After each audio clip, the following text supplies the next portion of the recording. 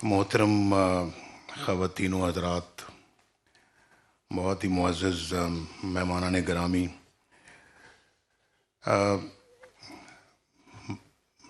बड़ा अजीब लग रहा है कि हुकूमत से गिराए जाने के बाद और सुप्रीम कोर्ट के उन 5 जजों के उस फ़ैसले के बाद, जिस फ़ैसले को आप भी बहुत अच्छी तरह समझते हैं, और फिर जेलें भुगतने के बाद, और एक दफ़ा नहीं पहले भी कई दफ़ा, और हुकूमत गंवाने के बाद, जैसे कि मैं पहले कह चुका हूँ, और हर वो इंतकामी कार्रवाई के बाद आज फिर नवाज़ शरीफ भी, शहबाज शरीफ भी, मरीम नवाज़ भी, आसन इकबाल भी, साद रफ़ीक भी, हमारे दीगर भी, मुझे नहीं पता कि दाएं और बाएं में और कौन कौन बैठे हैं। जी जी इसहाक डार साहब, मैं अपना उन लोगों के ज़्यादा नाम ले रहा हूँ जो जेलों में रहे हैं, कि जेलों में रहने के बाद आज फिर अपना मंशूर पेश करने के लिए आपके सामने बैठे हैं और इंतखाबात लड़ने की तैयारी कर रहे हैं। क्या अजीब इत्तेफाक है,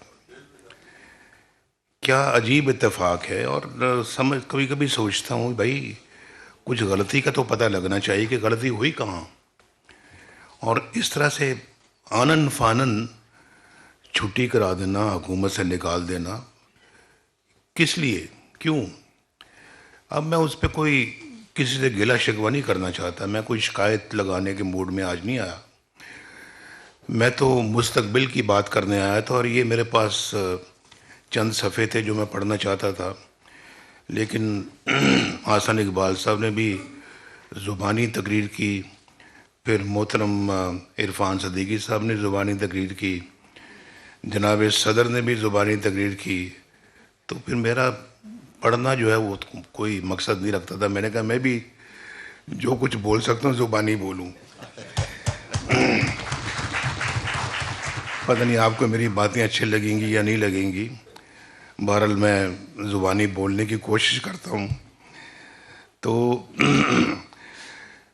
मैं अगर जैसे कि पिछली हुकूमत में आपने जिस शख्स को देखा है, उनकी जगह मैं कभी भी वो कुछ ना करता जो उन्होंने किया, बिल्कुल ना करता।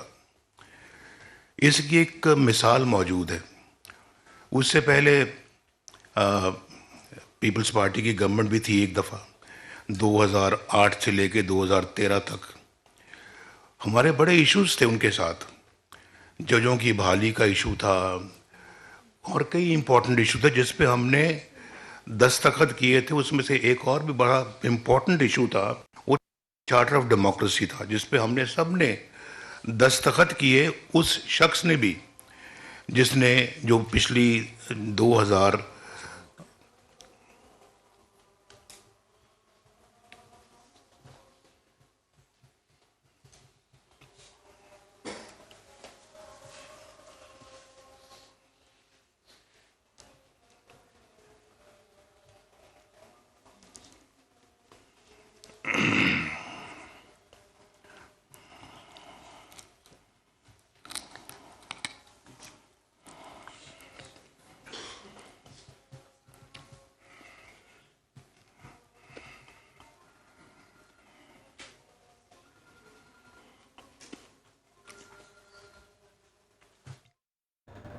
नून लीग की जानिब से इंतखाबी मंशूर से मतलब जो है तकरीब का इनेकाद किया गया है, जिसमें नून लीग की जो मरकज़ी क़यादत है वहाँ पर मौजूद है। इससे पहले इरफान सदीकी जो है वो ख़िताब कर रहे थे, शहबाज शरीफ ने ख़िताब किया, और अब जो है नवाज़ शरीफ जो है ख़िताब कर रहे थे।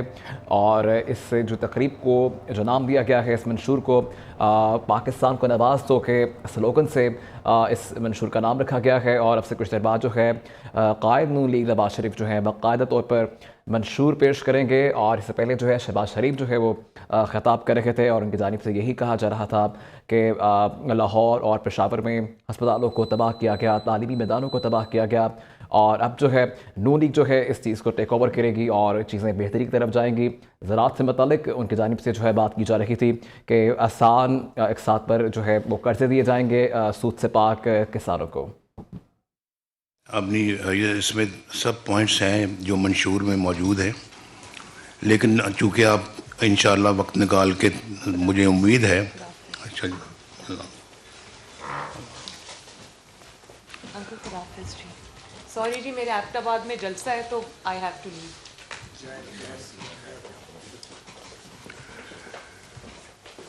तो अच्छा मरियम, खुदा हाफिज़। अल्लाह हाफिज़।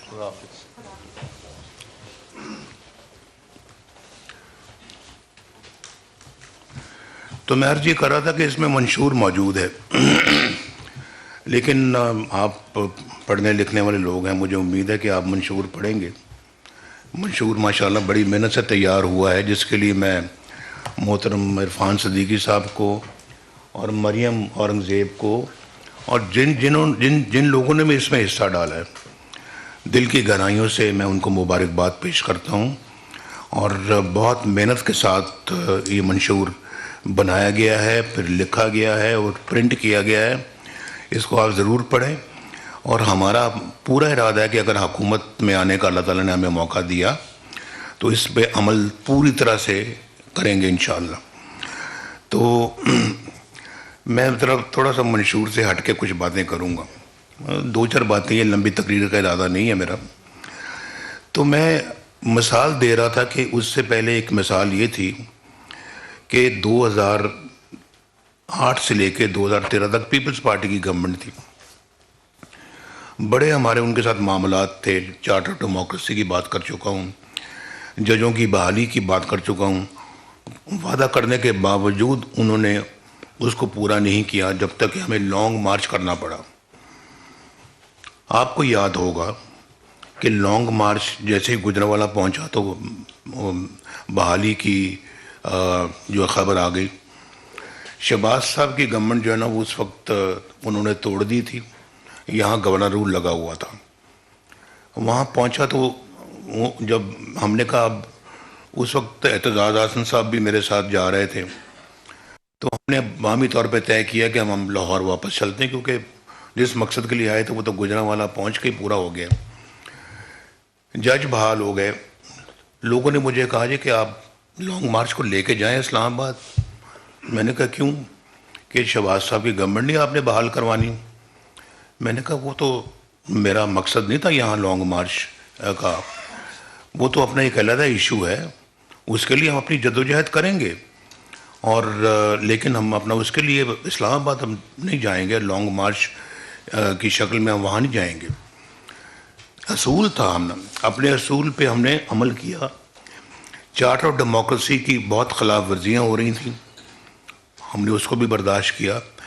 एक बहुत नामवर सहाफ़ी हैं कराची से, उन्हें मुझे टेलीविज़न के ऊपर जो है ना वो लाइन पे लिया। मैं उस वक्त ट्रैवल कर रहा था इस्लामाबाद से लाहौर, बारिश हो रही थी, रात का वक्त था।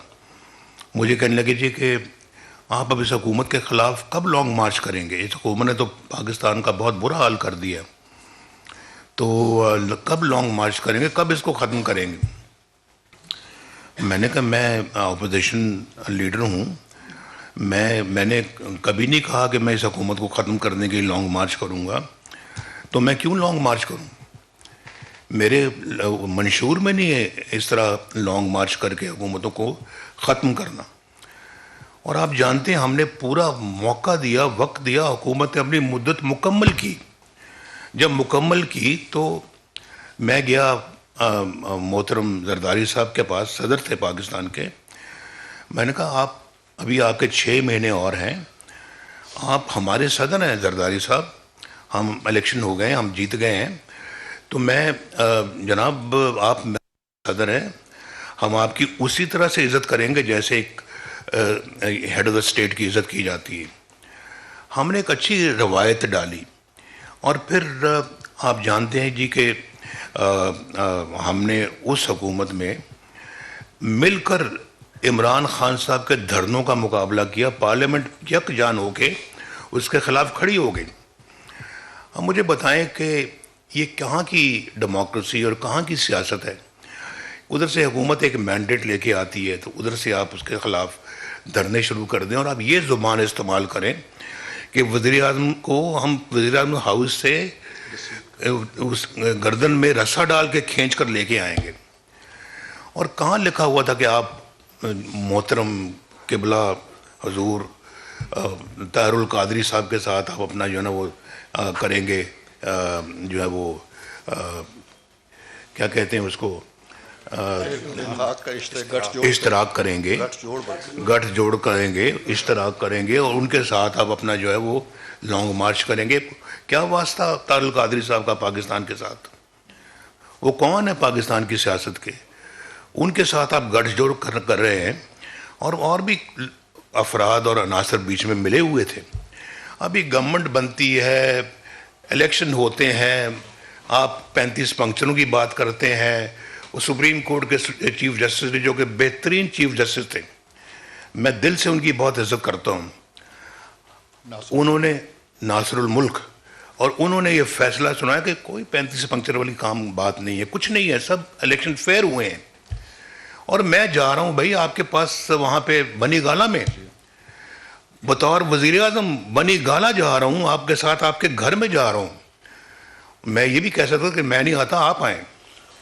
मैं तो पाकिस्तान की खातिर गया था उनके पास कि बैठे आप बात करें, क्या आप चाहते क्या हैं? कुछ भी नहीं चाहते। बाद में पता लगा जी कि सड़क बनी गाला से बना दें आप, इस्लामाबाद से बनी गाला तक। हमने बना दी सड़क वो। तो अगर यही बात थी तो पहले कह देते और हम पहले काम ये कर देते। इतना इंतज़ार करवाने की हमें भी और ख़ुद भी इंतज़ार करने की क्या ज़रूरत थी? तो मुझे भी बुलाने की क्या ज़रूरत थी? ये काम पहले ही हो सकता था। बहरहाल मैं कहना ये चाहता हूँ कि ये कहाँ, ये अभी शहबाज साहब कह रहे थे ना कि अमल करना चाहिए। अमल तो दूर की बात है भाई, कई कुछ लोगों के पास तो मंशूर ही नहीं है। उनका मंशूर यही है कि इस तरह के काम करने हैं, धरने करने हैं, एहतजाज करना। उधर से चाइनीज़ प्रेसिडेंट आ रहा है, उधर से धरने हो रहे हैं। वो एक दफ़ा नहीं 2 दफ़ा अपना प्रोग्राम मुलतवी कर बैठे वो पाकिस्तान आने का। भाई अभी हमारे ख़िलाफ़ ये सब कुछ हुआ है। कल को अल्लाह ताला हमें जो है ना वो अगर मौका देता, हम अपना वही करेंगे जो हमारे मंशूर में लिखा होगा। हम वही करेंगे कि जो एक डेमोक्रेटिक कंट्री में होना चाहिए, और हम वही करेंगे जो पाकिस्तान के अवाम की खुशहाली का एजेंडा है। अगर हम ऑपोजिशन में आते हैं, हम वो काम कभी भी नहीं करेंगे जो इन्होंने किया, कुछ भी हो। ये हमारा मंशूर है भाई।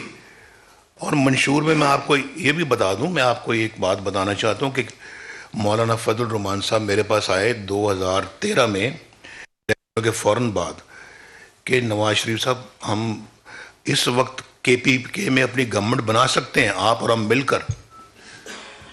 मिलकर गवर्नमेंट बना सकते हैं और हमें बनानी चाहिए। मैंने कहा मौलाना साहब अददी एतबार से उनके वोट ज़्यादा, 2-3 ही ज़्यादा हैं, अददी एतबार से वो ज़्यादा है, लिहाजा हमें ऐसा कोई काम नहीं करना चाहिए जिससे कल को ये कहा जाए कि हमने उनकी हुकूमत नहीं बनने दी। उन्होंने मेरी बात मान ली, उनकी बड़ी मेहरबानी, बहुत उनका शुक्रिया। लेकिन 2018 में पंजाब के अंदर मुकम्मल तौर के ऊपर मुस्लिम लीग नून नंबर 1 पार्टी थी, लीडिंग पार्टी थी। और फिर वहाँ पे मरकज़ में जिस तरह से जो आपको पता है, मैं उस बहस में अब नहीं जाना चाहता आज के दिन कि किस तरह से RTS बंद हुआ और क्या हुआ। वो ना होता तो मरकज़ में भी यकीनन गवर्नमेंट पाकिस्तान मुस्लिम लीग नून की बनती। लेकिन पंजाब में उसके बाद हेलीकॉप्टर उड़े, उन्होंने जहाज़ उड़ाए, क्या कुछ नहीं किया। हमारे बंदों को पकड़ के लाए और फिर मसनूई एक अपना जो बना के अक्सरियत, तो पंजाब ने अपने धक्के से अपनी हुकूमत कायम कर ली। ये मंशूर हमारा नहीं है भाई, ये किसी और का हो सकता है, हमारा नहीं। तो मैं आपसे ये कहना चाह रहा हूँ कि इस वक्त मुल्क बहुत ज़्यादा मसाइल में घिरा हुआ है और हम अपना जो है इस मुल्क को इन तमाम मसाइल से बाहर निकालना चाहते हैं। और ये अगर अल्लाह ताला ने हमें ये ज़िम्मेदारी दी तो यकीनन सबसे ज़्यादा ये हम इन चीज़ों की तरफ तवज्जो देंगे। तो मैं ये कह रहा हूँ जी कि ये हमारे पाकिस्तान के अंदर सबसे बड़ा मसला इकॉनमी का है और महंगाई उससे रिलेटेड है। आप जानते हैं कि मैं वज़ीर आज़म बना था 2013 में, तो सबसे पहले चंद दिनों में मैं पिंडी में आपारा मार्केट पे गया। मैं गया, दुकानदारों के जाके पूछा, मैंने कहा ये सब्ज़ी का क्या भाव है। कोई 10 रुपये किलो थी, कोई 15 रुपये किलो थी, कोई 20 रुपये किलो थी। सब्ज़ियों के ये रेट थे। अगर मुझे वो गरीब का, पाकिस्तान के मज़दूर तबका का अगर दर्द ना होता तो मुझे क्या ज़रूरत थी वहाँ पे जाने की। मैं क्यों जाकर रेट पूछता। और उसके बाद अगर मुझे इस बात में, जैसे मैंने अभी ये बात की है, मुझे वो वाक़या याद आ गया जब बलूचिस्तान में कोयटा में जब बम धमाका हुआ, कुछ 100-150 लोग शहीद हो गए। जो है वो माएँ, बीवियाँ, बच्चियाँ, बच्चे, हज़ारा जी, बीवियाँ, बच्चे उनकी लाशों से चिमटे हुए थे और रो रहे थे। तो वो सीन, मंज़र देखे नहीं जाते थे। शायद मेरे ख्याल मैंने वो मंज़र या जेल में देखा था या लंदन में मैंने देखा था। मेरे ख्याल मोस्ट प्रॉब्ली मैंने जेल में देखा होगा। तो वो बेचारी लड़की कह रही थी कि मैंने ख़ुद सुना उसको, वो उस जेल में मुझे मिला हुआ था टेलीविज़न जो सिर्फ पीटीवी का था। और पीटीवी का भी वो था, वो जो दिखाते हैं, वो जो कल्चरल प्रोग्राम, ख़बरें सुनाने वाला नहीं, होम, ताकि नवाज शरीफ को ये ना पता लग सके कि मुल्क में क्या हो रहा है। इससे मुझे वो और पीछे जाऊंगा तो वो माशाल्लाह 1999 भी याद आ जाता है, लेकिन मैं अब उसकी बात करना नहीं चाहता। तो मैं अपने ऊपर ज़रा ज़ब्त कर रहा हूँ, सब्र से काम ले रहा हूँ, और मैं उसकी बात अभी इस वक्त नहीं करना चाहता। तो वो मुझे अपना टीवी से पता लगा कि वो किस तरह से वो लड़की कह रही है कि भाई इमरान वज़ीर आज़म, आप आ जाएं हमारे पास, हम आपका इंतज़ार कर रहे हैं। आंखों में आंसू, रो रही है। छोटी बच्ची थी, को मैं ख्याल 8-9 साल की होगी। तो उसको देख के वो रो रही थी, तो हमें देख के रोना आ रहा था। और उसके बाद इमरान खान का स्टेटमेंट आता कि मुझे ये सब ब्लैकमेलिंग है, मैं किसी ब्लैकमेलिंग में नहीं आऊँगा। 150 बंदा शहीद हो गया है, उनकी बच्चियां क्या आपको ब्लैकमेल कर रही हैं? छोटी छोटी बच्चियां जिनके घरों में कोई रोटी भी है या नहीं है, वो आपको ब्लैकमेल कर रही हैं।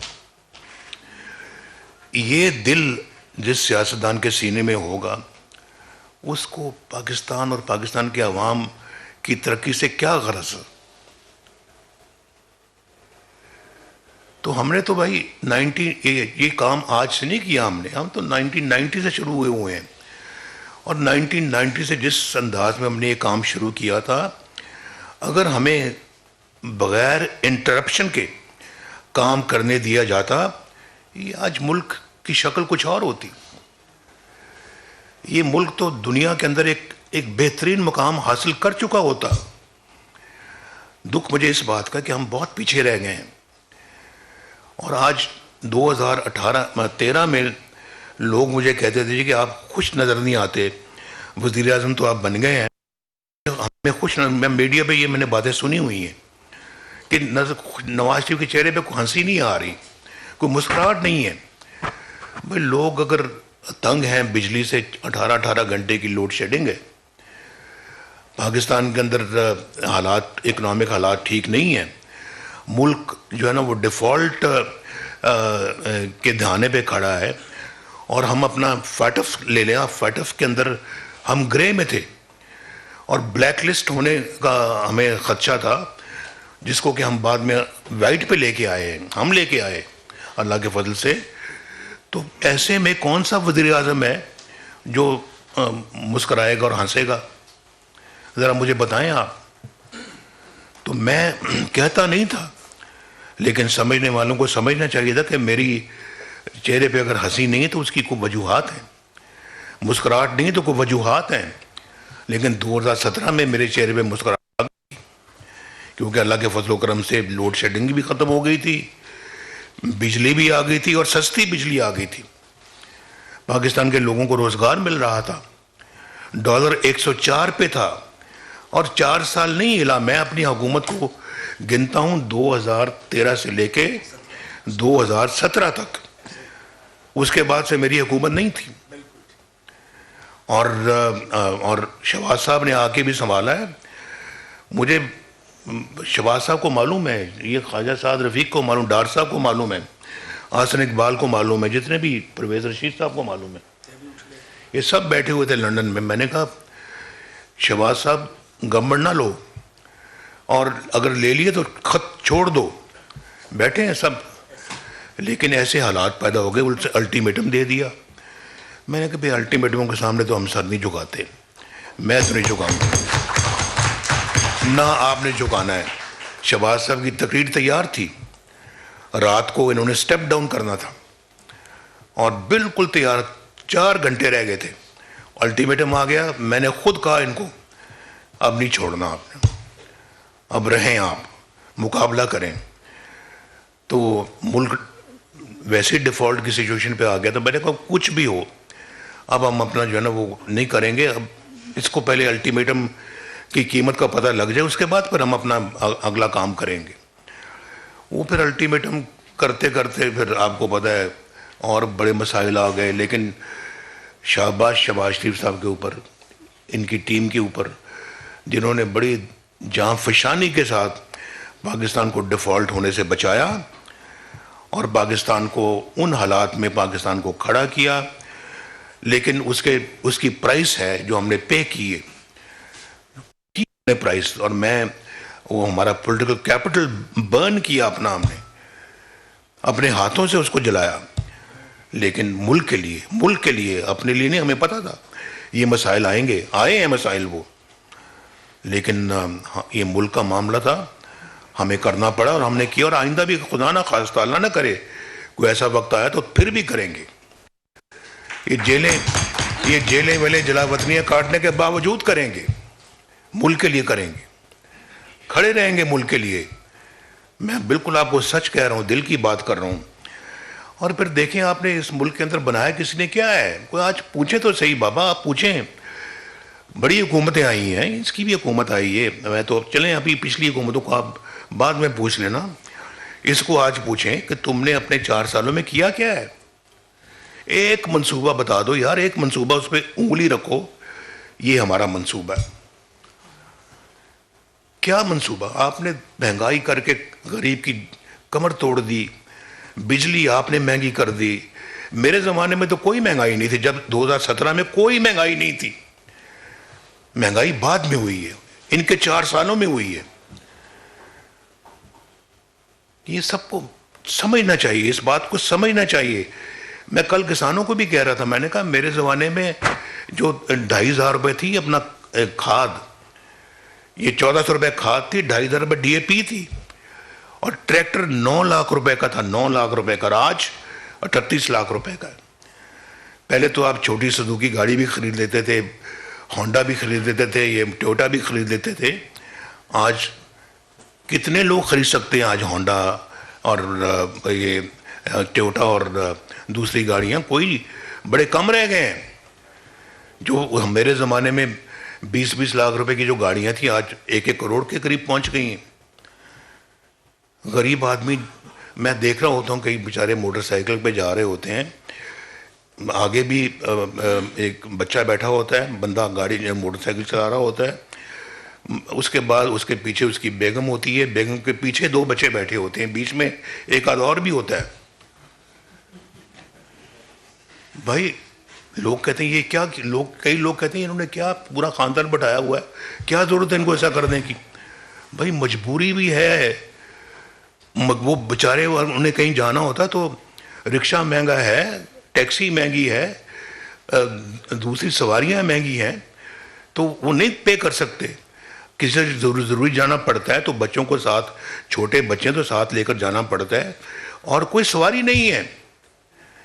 आप यकीन करें कि अगर वो दिन रहते, 1990 से आगे वो दिन रहते, खलल ना आता, 2018-17 वाली वो ये पाकिस्तान के साथ हादसा ना होता, आज उन लोगों के पास मोटरसाइकिल गाड़ियाँ होती, रोज़गार होता उनके हाथ में, ये बिजली इतनी महंगी ना होती, बल्कि होती ही ना।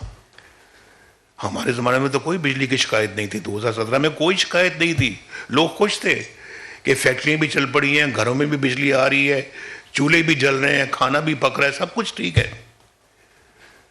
और हम खुश थे कि हमने कौम की खिदमत की है। तो क्या किया इन्होंने? हमारी मोटरवेज के ऊपर तो सिर्फ कारें नहीं चलती, सिर्फ एयरफोर्स के जहाज उतरते हैं और टेक ऑफ करते हैं।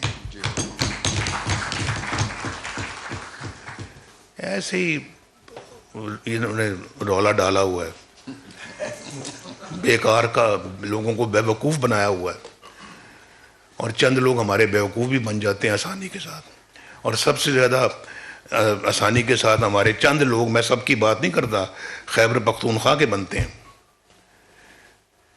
ये बीमारी उधर से आई है, और उनको समझना चाहिए कि उन्होंने किस तरह का बंदा जो है वो उसको मौका दिया। हमने तो मौलाना फजल रहमान के साथ कहा मिलके कि हम नहीं भाई, हम नहीं बनाते। मेरा ख्याल है कि वो शायद मुमकिन है, मुझे आज लगता है कि जैसे वो हमने गलत फैसला किया था, आने ही नहीं देना चाहिए था, ना होता बांस ना बांसुरी बनती। तो हुजूर मेरा हमारा मंशूर यही जो आपने मेरी ज़ुबान से सुना है, और अगर मौका देगा अल्लाह, इन नौजवानों की खिदमत करेंगे, अपनी ख़वातीन बहनों की, बच्चियों की खिदमत करेंगे, एजुकेशन में खिदमत करेंगे, हेल्थ में खिदमत करेंगे, और पाकिस्तान को कोशिश करेंगे भाई, पूरी कोशिश करेंगे। इन्होंने बड़े दावे किए हुए हैं मंशूर में कि हम अपना इन्फ्लेशन को ले आएंगे 40% से 20% अगले साल, उससे बाद 10%। कोशिश करेंगे इंशाअल्लाह, और हम सब मिल के कोशिश, मैं अकेला अपनी बात नहीं कर रहा, हम मिल के कोशिश करेंगे। ये भाई माशाल्लाह मेरा बड़ा अच्छा भाई, इसने हमेशा बहुत उम्दा काम किए हैं, और लाहौर में मेट्रो बस, मुल्तान में मेट्रो बस, इस्लामाबाद में मेट्रो बस, उनसे एक नहीं बन सकी वहाँ पे पेशावर में। वो भी जो मेट्रो बस बनी वो आपके सामने है। ऑरेंज लाइन आपने देखी यहाँ पे माशाल्लाह। ये ऑरेंज लाइनें आज पंजाब के और पाकिस्तान के हर शहर में होती अगर ये खलल ना पड़ता। हमने खुद अपने पाँव पे कुल्हाड़ी मारी है, खुद मारी है। ये मेरे दोस्त बैठे हुए हैं फ्रंट लाइन में, ये सब मेरी बातों को सुन दिल में कहते होंगे नवाज शरीफ क्या ठीक रहा। मैं मेरा दिल मान रहा है कि आप ये कह रहे होंगे, और जो टीवी में मुझे सुन रहे हैं वो भी यही कह रहे होंगे गल ठीक कर रहे हैं। बस अगर ये कह रहे हैं कि गल ठीक कर रहे हैं तो बस सत्य खैर है। Thank you very much. Allah हाफ़िज़।